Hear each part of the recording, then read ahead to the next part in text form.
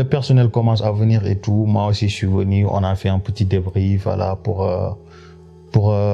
la journée. Et après, la dame, elle me dit, viens, je vais te montrer où est-ce que toi, tu vas travailler. On est parti, j'ai déposé mes affaires, je me suis réhabillé. Et là, on est rentré dans une pièce. Il y avait 2 pièces. Et là, on rentre et elle me dit, ici, c'est la chambre froide. Et là, c'est là où il y a le... Comment il s'appelle? Le fournil. En fait, c'est là où on fait les pains, les pains, tout ce qui est... comment il s'appelle? La partie qui concerne... Ouais, voilà, la cuisson, en fait, tout ce qui est... voilà, tout ce qui concerne en fait les pains, parce qu'il y a différentes variétés de pains. Donc, quand on est arrivé, moi, j'ai jamais utilisé ces machines. Et dans ma tête, je ne me suis jamais dit que on allait me demander de faire du pain. Et du coup, la dame rapidement elle me dit, ouais, là, tu as la chambre froide, ici il y a ça, ici il y a les différents types de pain. Et là, maintenant, c'est la machine. Genre, elle me présente la machine en même pas 2 minutes. Là, tu allumes, là, tu éteins. Parce que elle, dans sa tête, l'agence d'intérim lui a présenté, lui a dit que j'étais quelqu'un d'expérimenté.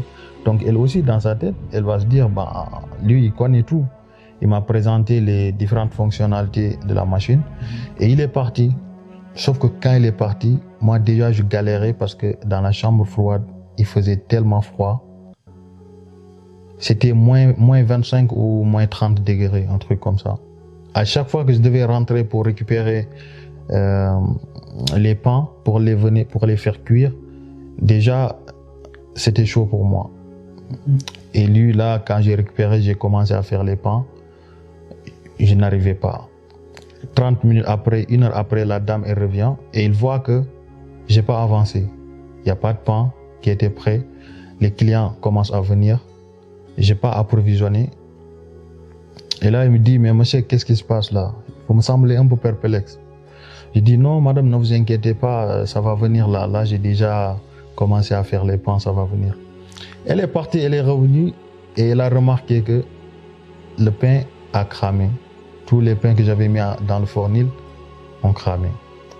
Et là, elle a crié sur moi. Mais qu'est-ce que vous faites? Mais dégagez d'ici, vous nous faites perdre du temps. Allez-y, dégagez d'ici. Et c'est comme ça qu'elle m'a viré. Et sur le sang, ça m'a fait très très mal parce que je me suis senti quand même nul au fond de moi. Je me suis dit que j'étais un vaurien. C'était très compliqué pour moi. Sur la route, je me posais des questions. Je me suis vraiment mis j'ai vraiment perdu confiance en tout cas. Et ce jour-là, je ne suis pas rentré directement chez moi parce que quand je partais, j'avais dit à mon cousin que j'allais finir à 13h. Sauf que tu dois finir à 13h. Tu commences à 7h, à 9h, on te dit bye bye. Tu ne peux pas rentrer parce que pour peur de moquerie ou de dévalorisation, j'ai préféré traîner un peu dans Paris jusqu'à 12h et ensuite je suis rentré. Et quand il m'a demandé, je lui ai dit oui, ça s'est bien passé, j'ai travaillé jusqu'à 13h. Alors que j'ai fait que 2 heures. Bon, après, je lui ai raconté la vraie version de l'histoire quelques jours après. Mais voilà, ça m'avait vraiment affecté. Et du coup, je suis retourné chez moi.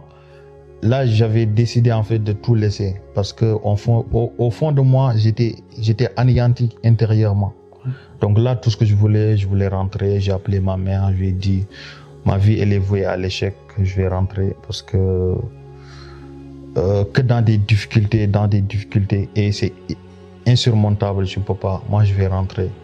Et comment tu as fait par la suite quand même pour retrouver en tout cas ta confiance, pour pouvoir trouver en tout cas un job étudiant et devenir l'homme que tu es devenu aujourd'hui? C'est ça. Donc, suite à ça, suite à tous ces événements, je me suis assis, j'ai fait le point, je me suis dit, bon, Babacar, écoute, on ne t'a jamais dit que la vie était facile.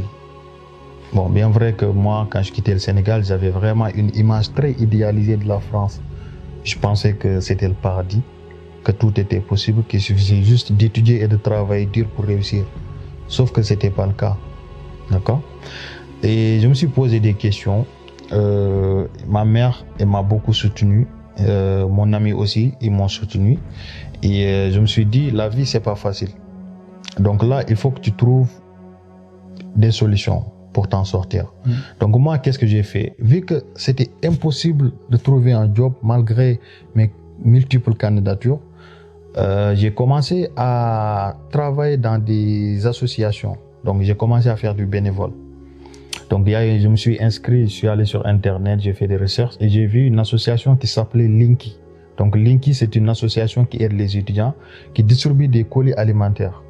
Et moi, je me suis inscrit en tant que bénéficiaire et en tant que bénévole. Ça veut dire que je les aide, mais à la fin, j'ai droit à mon colis. Et dans le colis, il y avait des fruits, des légumes, du pain parfois.